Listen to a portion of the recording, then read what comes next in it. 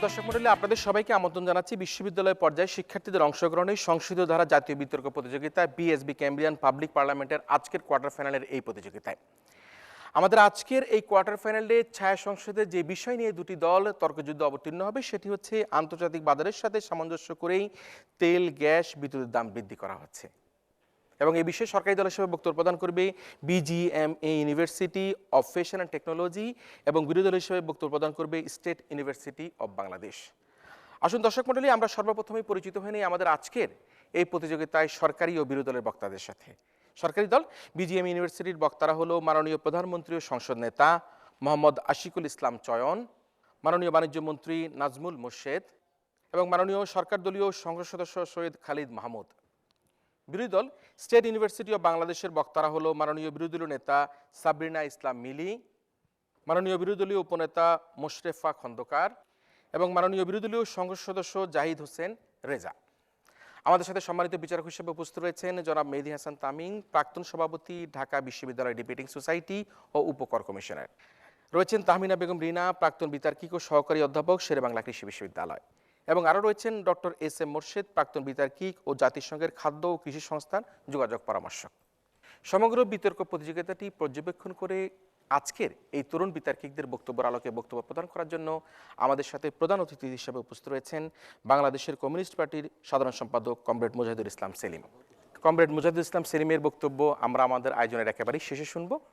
তবে শুরু করছি আমাদের আজকের এই ছায়া সংসদ এবং আহ্বান করছি আজকের এই ছায়া সংসদের মাননীয় সংসদ নেতা তথা প্রধানমন্ত্রী মোহাম্মদ আশিকুল ইসলাম চয়নকে তার প্রস্তাব উত্থাপন এবং উত্থাপিত প্রস্তাবের আলোকে বক্তব্য প্রদান করার জন্য। মাননীয় সংসদ নেতা। মানুষের আজকের এই প্রস্তাবটিকে যদি গভীরভাবে বিশ্লেষণ করেন, দুটি শব্দের অধিকতর ব্যাখ্যার দাবি রাখে। একটি হচ্ছে আন্তর্জাতিক বাজার আর একটা হচ্ছে সামঞ্জস্য। মানুষের আন্তর্জাতিক বাজার বলতে আমরা সেই বাজারকে বোঝাচ্ছি যেখানে একটি নির্দিষ্ট পণ্য সার্বজনীনতার ভিত্তিতে একটি মূল্য নির্ধারণ করা হয় এবং ওই মূল্যকে যে দেশীয় যে কোনো দেশ সেটাকে আমদানি রপ্তানির মাধ্যম হিসাবে চিহ্নিত করে থাকে। এবং সামঞ্জস্য বলতে আমরা সেটাকেই বোঝাচ্ছি যে ওই নির্ধারিত মূল্যের সঙ্গে যে কোনো পণ্য দেশীয় পণ্যের ক্ষেত্রে তুলনামূলক পর্যালোচনা করে মূল্য নির্ধারণ করাকে আমরা সামঞ্জস্য বলছি।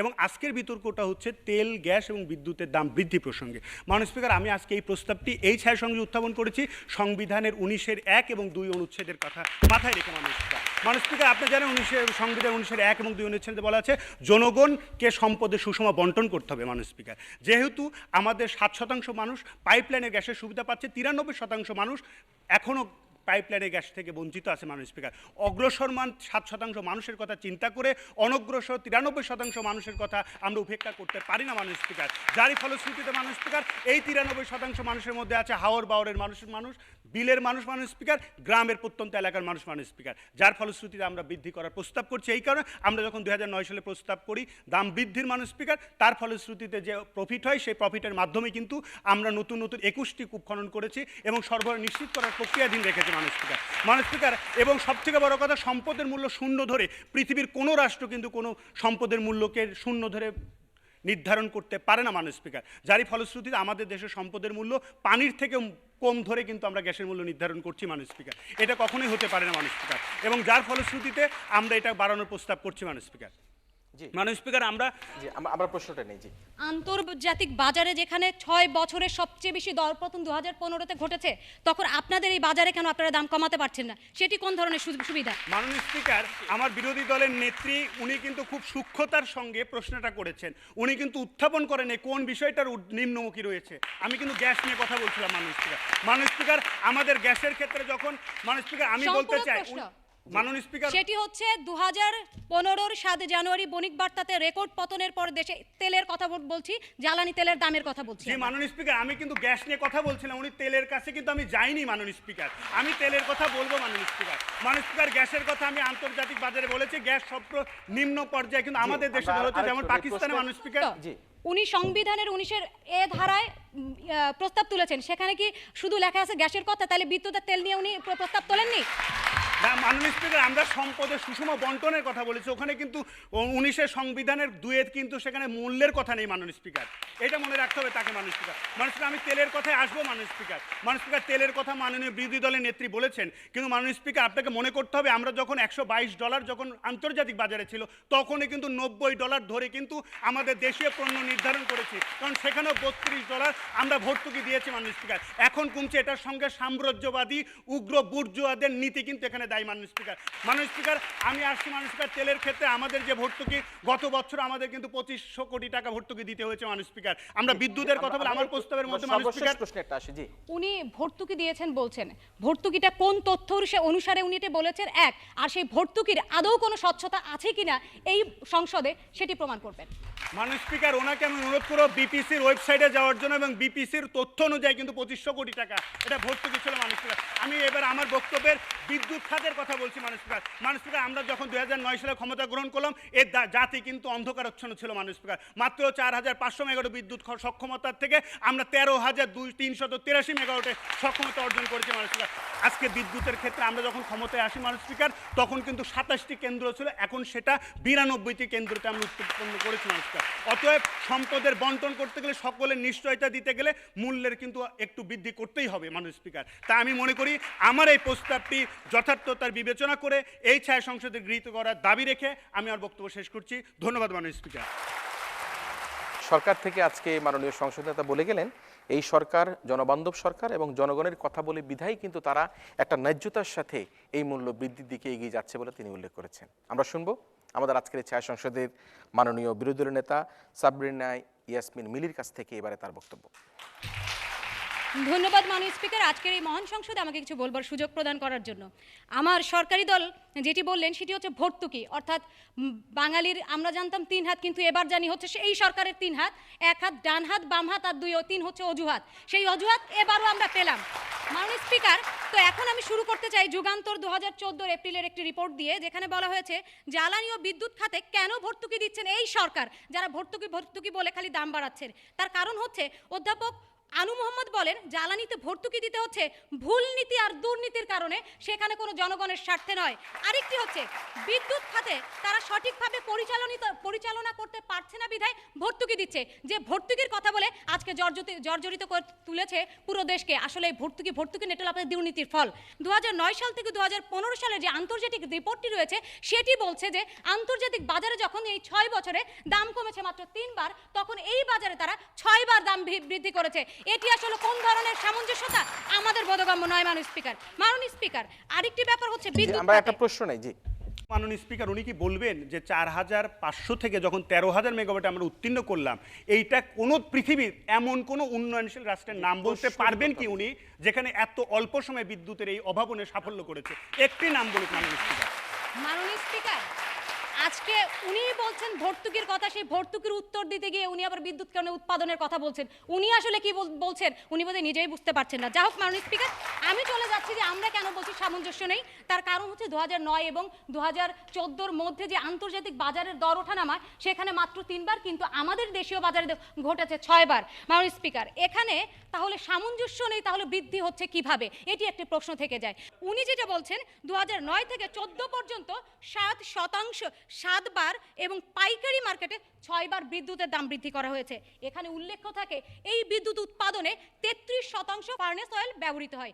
সেই ফার্নেস অয়েল যেটি আন্তর্জাতিক বাজারে তার দাম সবচেয়ে বেশি 2015 সালে পতন হয়েছে।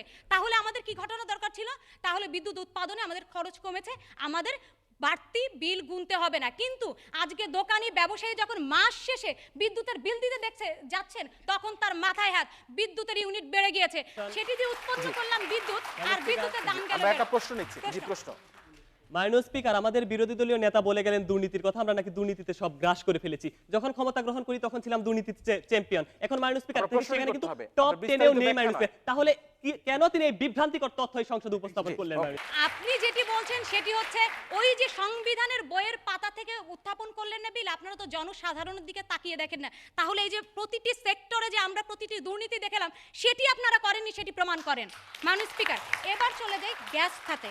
গ্যাস খাতে 7% 100%-এর মধ্যে 7% মানুষ কেবল সুযোগ পাচ্ছে এই গ্যাস খাতে তাদের গৃহস্থলীর কাজ সম্পাদন করার জন্য, আর সেই গৃহস্থলীতে সরকারের কোনো ভর্তুকি দিতে হয় না। গত কিছুদিন আগে 122% গ্যাসের মূল্য বৃদ্ধির প্রস্তাব এসেছে। এখানে উল্লেখ থাকে তিতাস গ্যাস কোম্পানির লাভের অবস্থানটা, সেখানে দেখা যাচ্ছে বাৎসরিক হারে তারা 6,500 কোটি 62 লাখ টাকার গ্যাস কিনেছে এবং বিক্রি করেছে 8,330 কোটি 14 লাখ টাকা, এবং সেখানে তাদের কর্মচারীর বিল অন্যান্য ভাতা বাদ দিয়ে তারা লাভবান হয়েছে 651 কোটি 7 লক্ষ টাকা। এটি যখন তিতাস গ্যাস লাভবান হচ্ছে এত পরিমাণে, তখন কেন 122% বৃদ্ধির প্রয়োজন হলো? এটি কি কোনো সামঞ্জস্য, না দুর্নীতির ফল, নাকি স্বেচ্ছাচারিতার ফল? আশা করি বলে যাবেন। মাননীয় স্পিকার, ভর্তুকি আসলে কেন দিচ্ছেন আপনারা?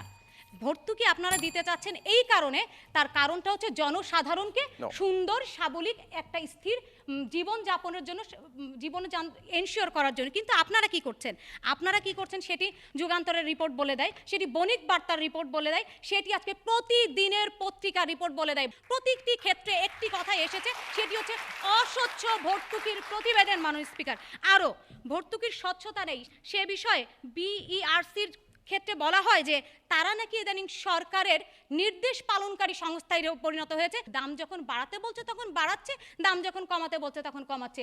এখানে আসলে আন্তর্জাতিক বাজারে কি হচ্ছে সেটি আপনারা নিরূপণ করার কোনো রকম চেষ্টা চালাচ্ছেন না। মাননীয় স্পিকার, এই বাংলাদেশের মানুষ, অধিকাংশ মানুষ খেটে খাওয়া মানুষ, মধ্যবিত্ত মানুষ, নিম্নবিত্ত মানুষ। মাননীয় স্পিকার, আর গুটি সংখ্যক মুষ্টিবদ্ধ কোনো কিছু লোককে সুবিধা দিতে গিয়ে এই সকল মানুষের জনজীবনকে এত অস্বস্তির মধ্যে ফেলে আজ যদি এই মহান সংসদে প্রস্তাবটি গৃহীত হয় তবে মানবতার বড় পরাজয় হবে। তাই মাননীয় স্পিকার, আজকের এই মহান সংসদে এই প্রস্তাবটি যাতে গৃহীত না হয় সেই জোর দাবি জানিয়ে গেলাম। ধন্যবাদ মাননীয় স্পিকার, ধন্যবাদ সবাইকে।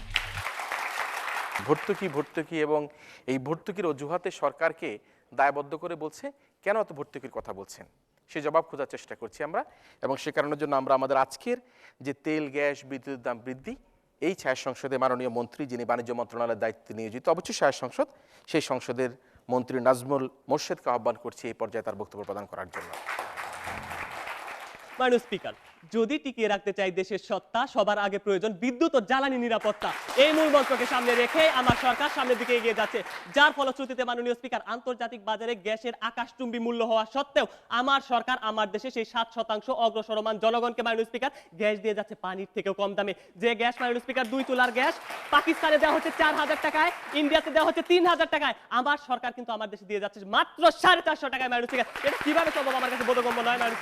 মাননীয় স্পিকার, আজকে যদি 10 বছর পর যখন আমার 12টি সিএফ গ্যাসের মজুদ ফুরিয়ে আসবে তখন আমরা কি করবো মাননীয় স্পিকার? যার ফলশ্রুতিতে এখন কিন্তু আমাদের নতুন নতুন কূপে হাত দিতে হচ্ছে মাননীয় স্পিকার গ্যাসের জন্য, যার জন্য আমাদের টাকার প্রয়োজন, এবং সেই টাকার যোগান দেওয়ার জন্যই কিন্তু আমরা মাননীয় স্পিকার দাম বাড়াচ্ছি। আজকে দাম বাড়ানোর ফলে আমরা নতুন নতুন কূপ খনন করতে পারবো, সেই কূপ থেকে গ্যাস উত্তোলনের মাধ্যমে মাননীয় স্পিকার যে 7% জনগণ গ্যাস পাচ্ছে তাদের সুবিধা আরো নিশ্চিত করতে পারবো, এবং যে 93% অবহেলিত জনগণ এখনো গ্যাস সুবিধার বাইরে রয়েছে তাদেরকে আমরা গ্যাস সুবিধায় আনতে পারবো। এই জন্য এত মূল্য বৃদ্ধি।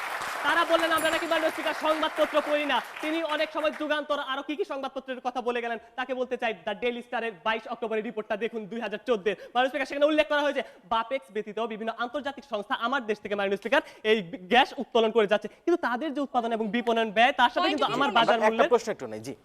ওনারা বলে গিয়েছেন সিঙ্গেল চুলা 450 টাকায় দিচ্ছেন, কিন্তু কিছুদিন আগে যে সেটিকে 800 টাকা এবং ডাবল চুলাকে 1000 টাকা প্রস্তাব তুলেছেন, সেটি কি তারা ভুলে গেছেন? যদি তুলে থাকেন সেটি কেন? যেহেতু সরকারি ভর্তুকি এখানে নেই। সেটা বলার জন্যই তো আপনাকে বলছি 10 বছর যখন গ্যাস ফুরিয়ে যাবে তখন আপনি গ্যাস কই পাবেন? তখন তো আমাকে নতুন কূপের দরকার, সেই কূপ খনন করার জন্য টাকার দরকার, সেই টাকার জন্য কিন্তু আমরা দাম বাড়াচ্ছি মাননীয় স্পিকার, এটা আপনাকে মনে রাখতে হবে। আজকে আমরা মাননীয় স্পিকার বাপেক্সের রিপোর্টের দিকে তাকাই, বাপেক্স ব্যতীত বিভিন্ন আন্তর্জাতিক সংস্থা আমার দেশে গ্যাস উত্তোলন করে যাচ্ছে, তাদের যে উৎপাদন এবং বিপণন ব্যয় তার সাথে আপনি বললেন যে গ্যাসের মজুদ নেই, আমি দাম বাড়াচ্ছি, আবার বলছেন জনগণকে সুবিধা দিতে চাচ্ছি। আসলে কোনটা সত্যি? উনি দাম বাড়াচ্ছেন এটি আসলে সত্যি জনগণকে সুবিধা দেওয়ার জন্য নাকি নিজের সুবিধার জন্য? আপনার ভাষাই বলতে চাই সেই 7% জনগণের কাছ থেকে দাম বাড়িয়ে সেই 93% মানুষের গ্যাস সুবিধা নিশ্চিত করার জন্য এত দাম বাড়াচ্ছে। এটা আপনাকে বুঝতে হবে মাননীয় স্পিকার, 93% মানুষের প্রস্তাব নিয়ে আজকে আমরা এই সংসদে দাঁড়িয়েছি, আমরা কিন্তু সেই 7% মানুষের প্রস্তাব নিয়ে সংসদে দাঁড়াইনি মাননীয় স্পিকার। আজকে মাননীয় স্পিকার স্পিকার সেই বিদেশি কোম্পানিদের যে উৎপাদন এবং বিপণন ব্যয় তার সাথে আমার বাজার মূল্যের কোনো মিল নেই মাননীয় স্পিকার। তার ফলশ্রুতিতে তারা নিরুৎসাহিত হয়ে চলে যাচ্ছেন মাননীয় স্পিকার। তাদেরকে যদি আমরা আমাদের দেশে রাখতে চাই তাহলে আমাদেরকে দাম বৃদ্ধি করতেই হবে মাননীয় স্পিকার। আর তাদেরকে আমরা রাখতে চাই এই কারণেই যাতে আমাদের গ্যাস উৎপাদন বাড়ে মাননীয় স্পিকার। তিনি অনেক কথাই বললেন, আন্তর্জাতিক বাজারে তেলের দাম 6 বার কমে গেছে, কেন আমরা কমাচ্ছি না মাননীয় স্পিকার। তিনি কি ভুলে গেছেন গত বছর আমাদের সেই বিপিসির 2,500 কোটি টাকা লসের কথা? তার আগের বছরগুলোতে এই তেলে আমার সরকারের হাজার হাজার কোটি টাকা ভর্তুকির কথা তিনি ভুলে যেতেই পারেন, কিন্তু সরকার হিসেবে তো আমাদের ভুলে গেলে চলবে না। আমরা চাই বিবিসিকে শক্তিশালী করতে মাননীয় স্পিকার। মাননীয় স্পিকার, আমরা তেলের কথা বলি, আপনারা দেশের পত্রিকার কথা বলেন, আমরা নাকি পত্রিকা পড়ি না? আমরা দেশেরটাও পড়ি, বাইরেরটাও পড়ি। আজকে 5 অক্টোবর 2014 যদি ভারতের বিখ্যাত আনন্দবাজার পত্রিকার দিকে তাকান, সেখানে এশিয়ার তেলের বাজারে একটি সার্বিক চিত্র ফুটে উঠেছে। সেখানে তারা উল্লেখ করেছে এশিয়াতে মাননীয় স্পিকার বাংলাদেশ এবং ভারত ব্যতীত অন্য কোনো দেশই কিন্তু মাননীয় স্পিকার আন্তর্জাতিক বিশ্বের সাথে সমন্বয় রেখে তাদের তেলের দাম কমাচ্ছে না। এখানে এও উল্লেখ করা হয়েছে শ্রীলঙ্কা, ভুটান, পাকিস্তান তারা কিন্তু এই মুহূর্তে পূর্বের ভর্তুকি পুষিয়ে নেওয়ার জন্য দাম বাড়ানোর চেষ্টা করছে মাননীয় স্পিকার। কিন্তু আমরা জনগণের ভাষা বুঝি বিধায় আমরা এই মুহূর্তে তেলের দাম বাড়াচ্ছি না মাননীয় স্পিকার। আচ্ছা, যদি মাননীয় স্পিকার আমরা বিদ্যুতের দিকে আসি, আমরা যখন 2008 সালে ক্ষমতা গ্রহণ করি, আপনি মাননীয় স্পিকার নিশ্চয়ই অবগত আছেন বিদ্যুতের কি ভয়াবহ পরিস্থিতি ছিল। তখন আমরা কুইক রেন্টাল প্রকল্প হাতে নেই, মধ্যমেয়াদী প্রকল্প হাতে নেই, দীর্ঘমেয়াদী প্রকল্প হাতে নেই, যার ফলশ্রুতিতে আজকে আমরা প্রত্যেকটি মানুষকে স্বপ্ন দেখাতে সম্ভব হয়েছে মানুষের ঘরে ঘরে বিদ্যুৎ পৌঁছে দিব। ওই মুহূর্তে যদি আমার সরকার তড়িৎ গতিতে এইসব সিদ্ধান্ত নিতে না পারতো, আজকে বিদ্যুৎ আর ঘরে ঘরে থাকতো না, বিদ্যুৎ চলে যেত সোজা মিউজিয়ামে। কারো বিদ্যুৎ দেখার ইচ্ছা হলে মিউজিয়ামে গিয়ে দেখে আসতে হতো মাননীয় স্পিকার। আজকে কুইক রেন্টালের মাধ্যমে মাননীয় স্পিকার আমরা 9 লক্ষ নতুন কর্মসংস্থানের সৃষ্টি করেছি। একটি কর্মসংস্থানের সৃষ্টি মানে একটি নতুন স্বপ্নের সৃষ্টি। আজকে আমরা 30 লক্ষ নতুন সংযোগের ব্যবস্থা করেছি। একটি সংযোগ যদি 6 জন করে ধরি, আমরা 1,80,00,000 মানুষকে নতুন বিদ্যুতের আওতায় এনেছি মাননীয় স্পিকার। আচ্ছা, শেষ ভাষায় একটি কথাই বলতে চাই, গতকাল ছিলাম অন্ধকারে, আজ আলো আসলো ঘরে, আগামীকাল যাবো সমৃদ্ধিতে বলে। আর সেই সমৃদ্ধির দুয়ার উন্মোচন করার জন্যই যাতে এই প্রস্তাবটি এই সংসদে আজকে সর্বসম্মতিক্রমে গৃহীত হয়, সেই অনুরোধ রেখে আমি আমার বক্তব্য শেষ করছি। ধন্যবাদ মাননীয় স্পিকার, ধন্যবাদ সবাইকে। সমৃদ্ধির জোয়ারে বাংলাদেশকে ভাসানোর সংকল্প নিয়ে মাননীয় মন্ত্রী তার বক্তব্য শেষ করেছেন এবং তিনি আহ্বান জানিয়েছেন যে যাতে তাদের সরকারের যে কর্মকাণ্ড সেই কর্মকাণ্ডের সাথে যারা বিরোধী জোটে রয়েছেন তাদেরকেও একাত্মতা ঘোষণা করে নানা রকম যে বাস্তবমুখী যে প্রকল্প রয়েছে সেগুলো যাতে তারা গ্রহণ করতে সুযোগ সৃষ্টি করতে পারে সেরকম আহ্বান জানিয়ে তার বক্তব্য শেষ করেছেন। আমরা শুনবো আমাদের আজকের ছায়া সংসদ মাননীয় বিরোধী দলীয় উপনেতা মোশরেফা খন্দকারের কাছ থেকে তার বক্তব্য শোনাবে মোশরেফা খন্দকার। শুরুতে আমি চলে যাচ্ছি ভর্তুকি প্রসঙ্গে, যেহেতু তারা ভর্তুকি নিয়ে অনেক কথা বলে গেছেন। ভর্তুকি প্রসঙ্গে বিপিসির চেয়ারম্যান ইউনুসুর রহমান বলেন, চলতি অর্থ বছরের প্রথম 3 মাসে অর্থ মন্ত্রণালয়ের কাছ থেকে 600 কোটি টাকা সহায়তা নেওয়া হয়েছে। এখন সব ধরনের জ্বালানি তেল বিক্রি থেকেই মুনাফা করছে বিপিসি। একই সময় সরকারকে